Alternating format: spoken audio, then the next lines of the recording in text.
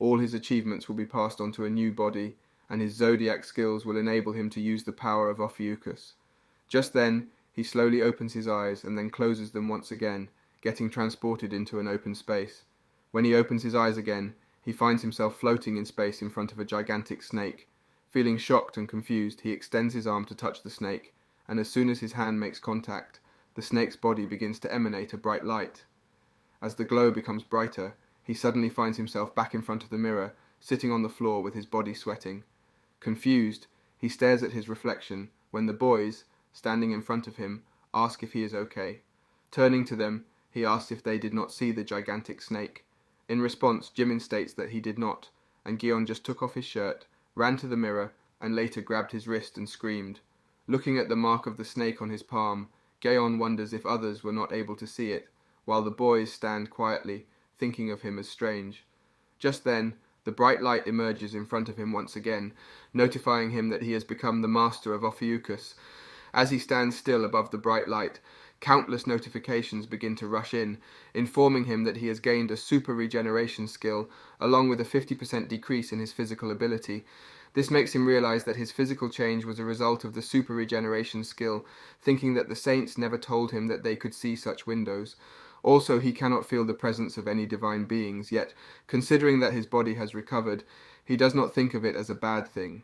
Therefore, he decides to kill all the saints that ran away from the tower, and seek revenge from the person who stabbed him in the back. Therefore, he becomes excited for the quest, leaving the boys trembling with fear due to his strange personality. Meanwhile, news of the Demon Tower collapsing spreads throughout the city, attracting numerous agencies and broadcasters. Gathering around the rubble of the destroyed building, they consider it a significant event for the entire world. Observing the pile of rubble, people speculate that the demolished tower was a landmark of the place, pondering whether Lee Jaeon's followers, the disciples who hated him, were responsible. However, as they look at the dead monsters, they doubt that even the higher-ranking disciples could have achieved such a feat and wonder who killed them and destroyed the demon tower. Contemplating this, they question if Gion truly survived in the tower and returned, deciding to wait and see in order to confirm. Meanwhile, in a large building, a ceremony goes on with countless cameras focused on a person named Yang Wei. Turning to him, reporters start inquiring about his thoughts on the tower's collapse and whether there is a chance that Lee Jeon is still alive. In response, Yang Wei, the heiress saint, refuses to address the question and walks away. While sitting in the car to depart, he vents his frustration upon hearing Lee Jeon's name mentioned countless times that day. He considers Gyeon's survival and his 20-year stay in the tower impossible, believing that defeating countless black-ranked demonic beasts would have been unachievable. Puffing on his cigar, he believes that escaping from there could only happen by miracle, an impossible feat for anyone. He reassures himself that Gyeon's body has already been ravaged by the recoil of his power, and that he hasn't received any blessings from divine beings like the saints. However, he still fears that if Gyeon has indeed survived, it would be disastrous for them, as everything would be over. Meanwhile, Gyeon, busy watching something on his phone, makes up his mind to eliminate one person first. At an airport in England, an airplane lands, and a person comes out of it, getting a warm welcome from excited people who feel really lucky to meet him. This person is Hugo Otters, the Sagittarius saint and Gyeon's best friend. As Hugo steps off the airplane, he asks about the Prime Minister's location. The folks there tell him that the Prime Minister is waiting for him at his house, and that there's a car ready to take him there. Hugo nods and decides to head straight to the Prime Minister's place. The people around him find him really important and respectful. They think he's a chosen one due to his humble personality. While Hugo rides in the car toward the Prime Minister's house, he stays quiet, looking out the window. Suddenly his phone starts ringing. Thinking it's reporters again, Hugo gets annoyed. He's frustrated that they're still talking about conspiracy theories regarding Gyeon's survival. The persistent ringing from an unknown number irritates him. He flips his phone, saying that it's been 20 years already. After that, he looks out the window again, remembering the time he jokingly told Gyeon he'd die the next day. Jaeon just laughed it off. Hugo recalls how he was outside the demon tower, taking care of the monsters, as Gyeon had asked during the raid. He had prayed a lot for his prediction to be wrong, and for Gyeon to come back safe. But the other saints left him behind, and returned with the head of the Crimson Eye, gaining power and respect as heroes. Hugo, though, never believed that Gyeon had truly died.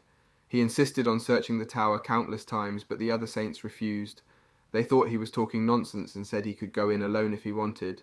However, they warned him it would only lead to his death, making the group of saints go down to 11 members. This both angered and discouraged Hugo, so he never entered the tower again, even though he really wanted to. Thinking back to that time, Hugo feels sorry for how things turned out. He keeps staring out of the car, thinking that no matter how strong Gion is, surviving seems impossible now. While he's deep in thought, he gets a call from the Prime Minister. He answers, wondering what's going on. The Prime Minister starts talking about the same incident involving the Demon Tower falling. Hugo gets frustrated, realizing the Prime Minister wants to talk about the same thing. He apologizes and tells the Prime Minister he won't search for Gaon. Hugo's convinced Jaeon died in the tower, and he suspects the people behind it might be Jaeon's followers. He thinks the Prime Minister wants to use this for votes, but the Prime Minister denies that. He says that the Korean government's news just came in, and that the call Hugo got a while ago was from Jaeon, leaving Hugo shocked. Hugo couldn't believe what was happening. He shouted at the driver to stop the car immediately. The car screeched to a halt. He was in shock. His phone had been ringing incessantly, and he couldn't wrap his head around it. Could it really be Jaeon calling? He picked up his phone and stared at the screen. It showed 30 missed calls and a voicemail. His shock intensified. Slowly he tapped on the voicemail and brought the phone to his ear. A voice he recognized but couldn't believe addressed him as Oh Taek-soo. The voice threatened him, promising to find him and end him. Hugo's mind raced. Could it truly be Jaeon? He was frozen, disbelief gripping him. He thought about the message he had just heard. Maybe it was a prank, a sick joke. He told the driver to turn the car around, ignoring his plans in England. He had to get back to the airport. Nothing else mattered right now. Meanwhile, Jaeon sat in a fast food restaurant, clutching his phone. He thought about how Hugo seemed to have grown up and learned to ignore his calls. His friends bombarded him with questions about who he was trying to reach.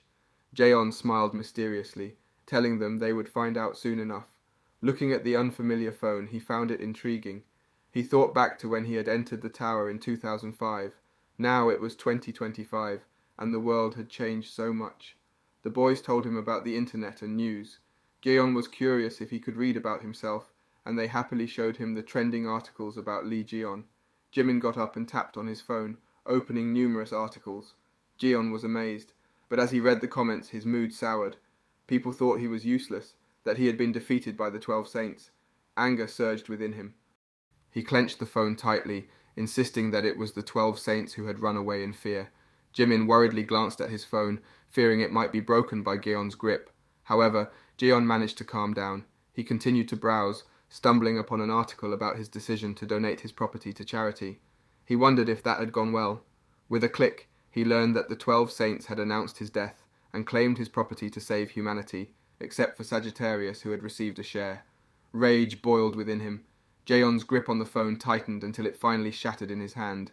He was determined now. He vowed to kill them all, to slice them into pieces. The storm of emotions inside him was undeniable.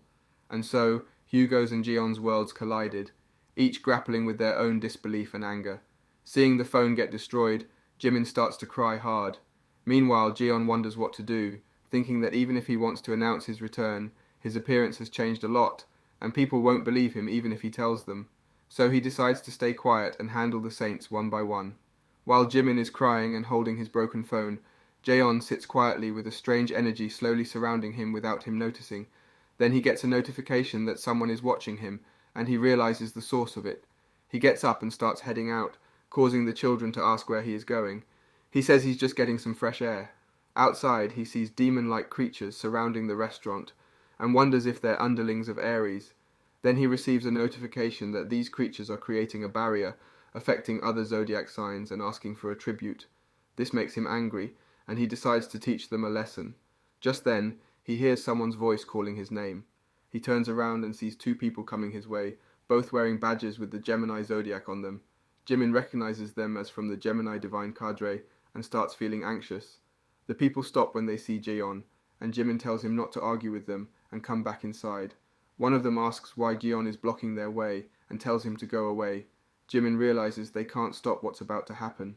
The person smoking the cigarette exhales smoke on Jaeon's face. He stays still, and the person gets close, asking if he's angry. The girl tells him to leave Jaeon alone. They start to move away, calling Jaeon a loser. This makes Jaeon angry, but he's trying to control it. They keep making fun of him. Jimin and his friend appreciate Jeon's effort to stay calm. Suddenly, Jeon bursts into anger and calls the Gemini disciples roaches. Before we continue, let's take a moment to shout out at Dolores de Jesus GN7Ts, who commented, "Make 1 to 2 hours recaps pillars on our auto hunting video. Thanks for commenting." They're surprised and angry, asking if he really said that. He agrees and calls them cockroaches again. The person gets closer, asking Jeon to repeat his words. He calls Jeon an ordinary person with no mana. Jeon flicks the person's forehead, and they crash to the ground. The girl starts to counterattack, but Jeon flicks her away too. He's confident and tells the boys that he could have done worse. The boys are shocked. Jeon sits down beside the fallen Gemini disciple and takes off his necklace. He felt something odd when he flicked him, related to the necklace. He asks the children if it's a divine artifact. The children explain that humanity nearly faced extinction, so the saints gathered followers to establish divine cadres. Disciples get power from the saints and are ranked by strength and faith. Jeon realizes how much the world has changed during his absence. Jimin tells him to look aside, and he sees divine creatures in the air. He gets a notification that they're enjoying the situation and asks him to eliminate the Gemini individuals. What will happen next? Find out next time by staying tuned for our future recaps. Don't forget to like and subscribe for more great recaps.